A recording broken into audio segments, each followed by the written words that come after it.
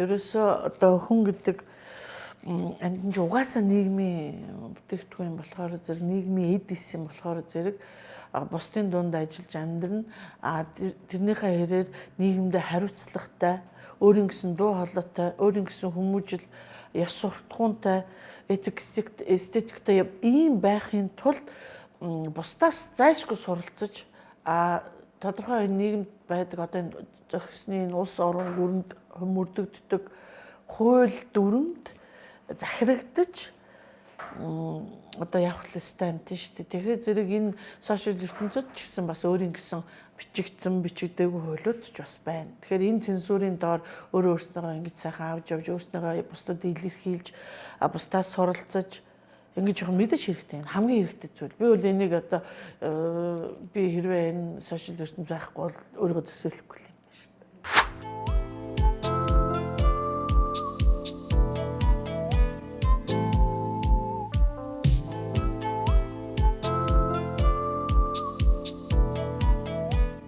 Би бол за яг л миний уг натур өөрөө тийм их юу гэдгийг бусдад их нээлттэй тайпын хүн юм шиг байгаа. Тэгээд тийм болохоор зэрэг би мэдээж одоо бусдыг муу муухай юм дуурайлахгүй лав. Тэгэхээр өөрийнхөө мэддэг чаддаг ямар нэг тийм бусдад байхгүй сайн сайхан юм байвал тэрнийгээ түгээхийг оролдож байна. Дээрээс нь миний эзэмшсэн мэрэгчлч өөрөө багшгүй. Тэгэхээр зэрэг багш хүн гэдэг чинь одоо нийгмийн соён гэгэрүүлэхэд хамгийн их үүрэгтэй оролцох ёстой хүмүүс гэж манайх чинь сургууль сурж байхад багш нар чинь зааж өгсөн юм шүү дээ. Тэгэхээр би өөрийнхөө хэмжээнд заавал энэ их баг намайг биш дээ. Жохон байсан юм уу? Заав соён гэгэрүүлэх одоо талыг би бас энэ барьдаг. Тийм ч учраас би үе бас урт баг нийтлүүд ичдээ шүү дээ. Тэгэхээр яг би зохиолч хүн байна гэд айгуу тийм уйтгартай нэг л их номоо л оруулаад өглөөнөөс орой болгон маргааш нөгөөдөр хэдэн өдөр дараалал оруулаад юу ч болж ясаа оруулаад баяр болж ясан ч оруулаад те ингээд үл мэдээж уйтгартай. Гэтэл нөгөө талдаа бас нөгөө хүмүүс ч бас боддог байх л та энийгээ би сурталчлаа хүмүүс үгүй. Гэхдээ энэ альва юмны жим бан таарна гэж нэг гоё юм бидэг. Би сая ингээд наашаа явж байхдаа бодож исэн байхгүй манай ингээд нөгөө Улаанбаатарын замын хөдөлгөөн тийм нөгөө өчигдөрхөн маань найзууд ярьж исэн тэрний өмнө ч гэсэн би анх тэр хөөх нөгөө хингугаа сонсч исэн шүү дээ number 1 гоо сонсч исэн аливаа улс оронд хууль хэр зэрэг хэрэгждэг вэ гэдгийг годамжинд нь гараад замын хөдөлгөөний л харж байгаа. Тэнд хэрвээ машин хүнж болоод байгаа шүү тэр хэрвээ яг замын хөдөлгөөний дүрмийн дагуу яг л сайхан дүрмээрээ ингээд гэрэл зохионож өчл байхгүй ягуун зорчигчд нь нормал ингээ явж байгаа харах юм бол энэ улс орон үнэхээр хүмүүс нь хуулиа барьдаг ийм орн байна. Цэгц талтаа цэгцтэй ийм орн байна гэж үздэг гэсэн. Сая наашаа би ингээд явж байхад за шүн та нар хараарай заа юу. Энэ тормосны улаан гэрэлж одоо өөр гадаадд чинь ингээд нэг гоё юм тэрийг л ардаасаа игнэгээрээ өгдөг штеп. 1 2 3 4 5 ч гэдэг юм. Яг за манай юуны гэрлүүд тормсны гэрлүүд тал дээр цацсан юм шиг ингэж харагддаг байхгүй. Энд чи юу хэлж яах вэ гэхээр игнэ байр байхгүй. Дураараа хин хаашаа л бол хаашаа явхад бүрэн ямар нэгэн сүгээр ороход билэн. Тэгэхээр эн чи юу хийж яах вэ гэхээр манай нэг юм одоо бас яг юм байгаа байхгүй. Ерөөс дураараа байдаг. Тэгэхээр сошиал ертөнц ч гэсэн бас яг нөгөө л адилхан хэрэглэн нөгөө машин барьдаг шиг л хэрэгжилж байгаа гэсэн.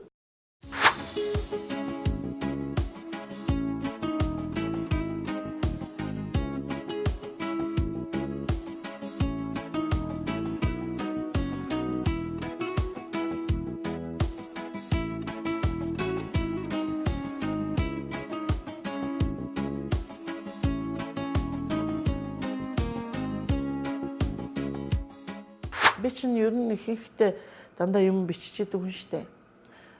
Тэгэхээр зэрэг нөгөө өөрөө өөртөө харьцна гэсэн үг. Зөвхөн өөрийнхөө тархийг ингээд хараад нөгөөдхөө ухаал энэ нь өөрөө сайн дураар цаанаасаа ингээ ухагдаад дээрээс юм ирээд ингээд энэ ертөнц чинь надтай бас их сонирхолтой ертөнц. Гэтэл сошиал руу орохоор одоо Facebook руу ингээд ороод ирэхээс чинь зэрэг нөгөө нэг юм зүүрлээс биш тэ нэг юм одоо юу гэдэг нэг ээж хүн гэртээ ингээ гаднаас ороод ирдэ штэ. Тэгэхээр ээж ирлээ гэдэг хөгдөд нэг ингэдэг те. Эсвэл хэрэг шиг яг гэдсэн лайк комент чи ингээ дуруур гэдэг урсаад нь утсаг хэрвээ нэг юм бол амар сүртэй дуурдаг гэдэг бөмбөрнөж шиг хүмүүс ч бүр хажууд хүү таны утас ямар гэдэг тах. Тэгэхээр нөгөө нэг юу гэдгийг нэг тийм хүлээж авч байгаагаар яагцсан өөрөө надад амар тийм гоё байхгүй юу? Нөгөө надад чинь хүмүүс айгаа гэж штэ энэ чинь бас намайг гэж нь хөрхий. Тэгэхээр энэ талаасаа гоё. Нөгөө талаасаа тэрийгээр урсж байгаа бас гунигтай ч юм уу, хорсолтой, заналтай эсвэл хэн нэгэн мөнгөний одоо төлөө явуулж байгаа материалууд эдэр байхад бол за ойлгомжтой. За гарыг гэд гарах юм болдог. Эртнээс зохиол бүтээл би төрөөгүй шүү дээ. Их сонирхолтой. Энд чинь Facebook чинь намайг чи зохиолч болгоцсон байхгүй юу? Тий, энийг ч мэддэг хүмүүс одоо ингээд бүгдээр намайг хараад сууж байгаа. Надыг бүр анх орж ирснээс хавлал ингээд дуутаа дуугүй мөрдөж байгаа зөндөө олон хүмүүс байгаа. Тийм болгоо зэрэг яг бодит байдал бол ерөөсөө юунаас эхэлсэн гэхээр миний постуудаас эхэлсэн. Энд чинь яг миний анхны нээсэн он бол 11 он. Гэхдээ ном гаргасан он бол 15 он. 15 оноос ч хойш ч одоо би 11 номтой болцсон шүү дээ. Тий, тэгээд нөгөө агнаасаа би чинь за нэг сайхан зохиолчлаа гэж бодог байхгүй. Нөгөө пост бичээд хэр чин дандаа нөгөө нэг юу гэдгийг дурсамж, залуу цагийн одоо янз бүрийн гоё хөгжилтэй явдлууд янз одоо ингээд постууд оруулж ирсэн чинь хүмүүст айгу таалагдаад хөөхстэй та бас айгу гой санаа өгж байна. Ер нь энийг ном болон гэд. Яг зарим хүмүүс тийм юмд аз азаг хайчтай юм л да. Тэг би болохоор нөгөө уг хүн натур нэг тийм хөнгөн юм болохоор зэрэг намайг чи ном гарах гэж байна гэл айгу дөрдөө ороод гаргацсан. Гаргана гэж бодоогүй маш олон хүн байсан юм шиг байгаа юм. Тэгсэн чи би гаргацсан.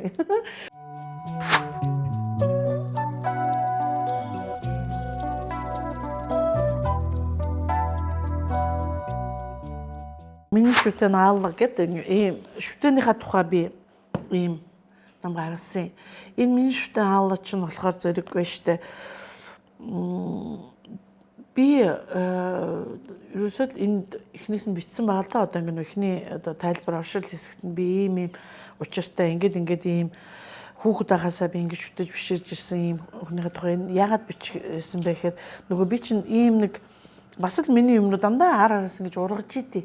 Тэгэхээр эхлээд би энэ тэдний хувийн амьдрал гэдэг ийм Оросын хайртай жүжигчд найруулагчдын тухай бичсэн байхгүй 30 өнөд байгаа. Тэгсэн чинь энд ороогүй хүмүүсийг нэхэл надаас чинь зөв сүйд хэлээ. За тэгвэл нь одоо өргөжлүүлээ гэд тэдний хувийн амьдрал 2 гэд ингээ араас нь бас дахиад 30 өнө гэжлээ. За тэгээ энэ чинь жүжигчд нь ингээ жүжигчдийн хэсэг энэ хоёр номоор ингээ дуусчаад дараа нь дуучид руу ороод дуучтай ингээ эхлээл эхний нэг 10-аад дуучныг ингээл бичээл явж байсан чинь энэ чинь яг эхлээд би тийм дуучдын тухай бичнэ гэлдэг чинь ерөнхийдөө юм төлөвлөгөө байж байгаа шүү. Тэр чинь мэдээж Борисонд орохгүй л энэ ч одоо юу болох вэ те. Тэгээд тэгэнгүүт чинь за мэдээж эрэгтэй талаас ах Филипп Киркоров байх ёстой. Ер нь энэ хоёр чинь ингээл бичижсэн чигөө бүр материал маань бүр ихсээд бүр багтахгүй нэ. Тэгэхээр чи нэг энэ номд чинь энэ чинь 348 хуудастай энэ номонд 30 хүний тухай өгүүлэх ёстой байхад чинь би чинь бараг аалдаага бараг жирчгээр бичих нэ. Тэгэхээр за 30 хүнд яавч багтахгүй боллоо шүү. Энэ ерөөсөө яах вэ гэд бодож ирсэн чи гинтхэн нөгөө 4 сарын 15-нд одоо саяны өнгөрж байгаа хавартай Алочка юу яасан ш 70 нас хүрлээ ш. Тэгэхээр чин энэ чинь нөгөө нэг тэмдэглэлт талтай. Тэгээд би ерөөсөө тусдан ном гаргачих тий. Заавал энэ 30-29 дуучны хажуугаар багтаах гэж ингэж юу ч биш бичсэн юм шиг бичээгүй юм шиг болгож яснаас гэд ингээд тусдан ном гаргасан байхгүй. Тэгээд хүмүүс надаас хэд хэдэн асууж ирсэн л да. За яг тэгэл ийм олон дуучин жүжигчийн хүмүүсийн энэ хувийн амьдралын талаар ингээл уншлаа сонирхч юм байна, сонирхгүй ч юм байна. Ерөн зорилго нь юу юм гэж байгаа байхгүй юу? Тэ? Энэ бас асуух ёстой асуудал та. Тэгэхээр зорилго нь юу юм гэдэг нь өөрөө миний нөгөө бас л урдны гаргасан номнуудтай минь холбогдож байгаа миний л бодлоод гэдэг цуврал маань өөрөө дандаа хувь хүний хөгжлийн талаарх одоо би өчигдөр тэр юун дээр хэлж л байсан.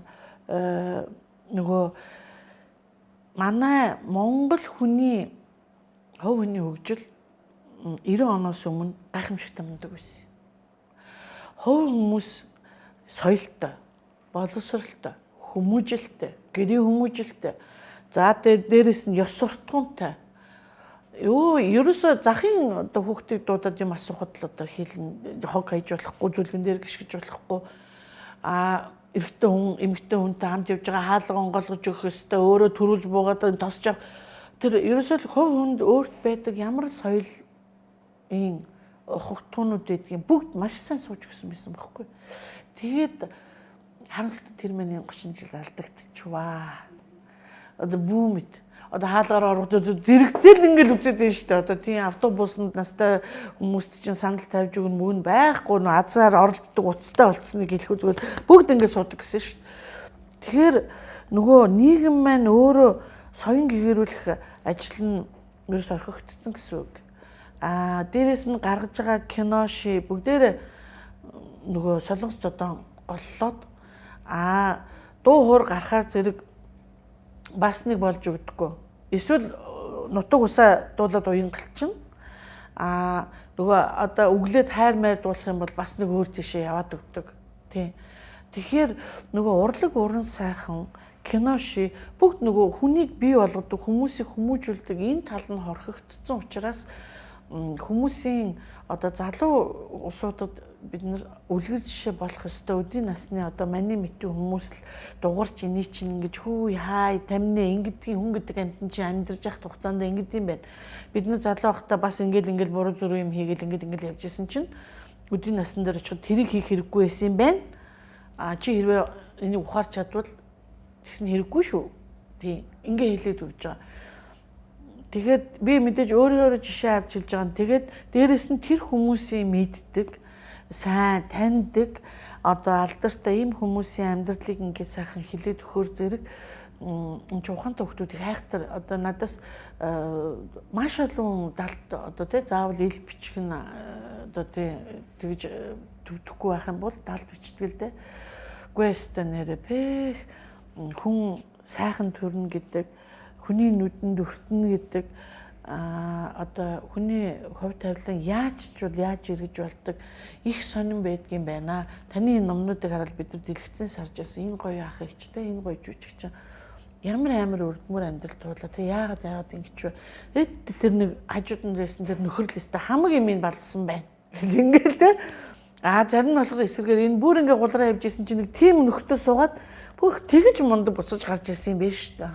Гэл ингээд тэгэхээр нөгөө нэг одоо юу гэдгийг зүгээр нэг дүлгэр биш те. Яг бодит одоо байж байгаа ийли бурхны оронд байгаа. Гэхдээ тэр хүн байхдаа замтай мөртөө явсан ийм хүмүүсийн талаар бусдад үлгэр болгож өгүүлэх нь илүү надад өгөөжтэй санагддаг. Энийг ойлгох амархан байдаг.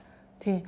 Тэрнээс зүгээр өөдөө хайр зууж байгаа тэг чинь зохиож чадна шүү дээ. Бас те нэг гоё үлгэрийн хайр зохиогоо олцтой ингээл байхгүй дэлхий дээр байхгүй гоё хайр зохиож болно шүү дээ. Тэгэхээр тэр онц ш. Инх надад бодит л гоё эс тий.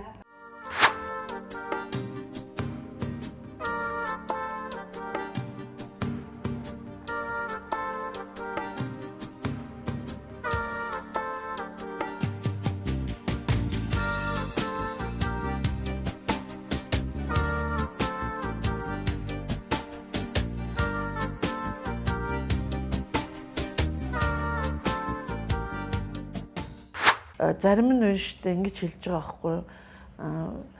Одоо их хэцүү байна. Одоо тэр хүргэндээ юм хэлж чаддаггүй. Энэ бэрдээ юм хэлж чаддаггүй. Найз нь одоо аргаа вараад нэг пост ичлээ гэдэг. Одоо тэр нь яг хүн үнийг тий одоо хэлэх бичих чадвар өөр юм чи. Тэгээд чам шиг л бичиж болохгүй байна да. Одоо чинийхийг шеэрлээд аргаа орд уншилсан. Тэр хүмүүс өндөө байдаг штэ. Тэгэхээр нөгөө одоо хүмүүс ч гэсэн бас хоорондоо тий аль болохоор нэг ивэ олох гэдэг нь шүү дээ. Ярилцах гад байна. Тэгээд тэрнийгээ ивэ олохгүй аргаа орох дээр өөрөө хэлж чадахгүй болохоор хүний хийснийг бас байн шэрлж энэ төр тавиад байгаа тэр та нар одоо тэр хадам ээж мэж өөрийн ээж мэж тэр усуудын юмыг оросын юмыг бас анхааралтай ажиглаж байгаараа гэж би энэ бишрэнд хэлээд өгчий.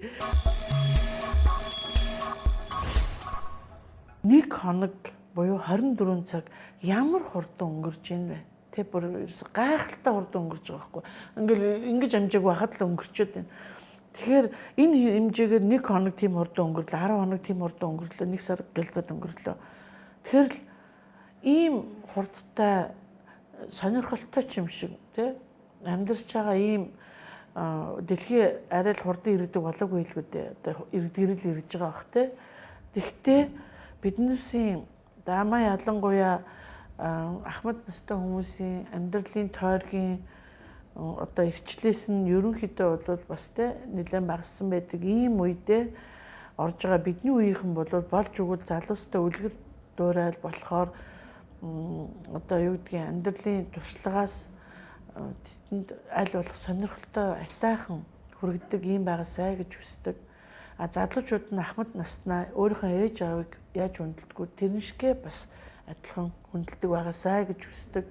Залуугийн эрч хүч ахмад наснуудын ухаан туршлага хоёр хамтарч хэрвээ байх юм бол хамгийн гоё багийн систем би энийг л гэж боддог. Өөрөө би тэгж үнэлдэг. Тийм болохоор би залуучуудтай харьцах тууштай болдог. Тэднээс би зөвлөдөг хөөе хай. Яг бол надад тэдний эрч хүч хэрэгтэй байхгүй. Гэтэл тэд нар бас буруу жиж давхих гээд байгааг нь мань мэднэ хэлчих зэрэг бас заримдаа хэрэгтэй. Тэгэхээр манай Монгол орон зөвхөн одоо юу гэдгийг айн хөгшчүүл одоо 60 70 80 онох үхээд өгөөсэй гэдэг ийм пост би дахиж хармааргүй байдаг. Тэгэхээр нөө ребята давайте жить дружно гэдэг үгээд нь шүү. Тэгэхээр бүгдээр найрсаг амьдарцгаая л та.